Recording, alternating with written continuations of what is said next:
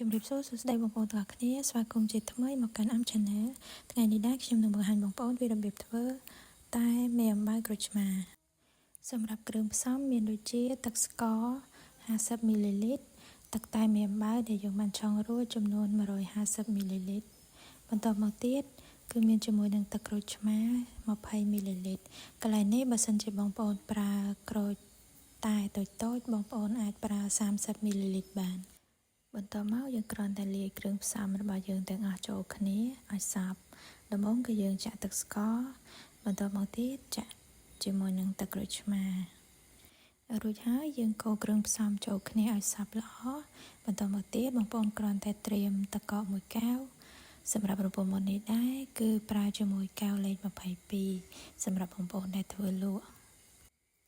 ចាបងប្អូនយើងចាក់ភេសជ្ជៈរបស់យើងចូលក្នុងកែវ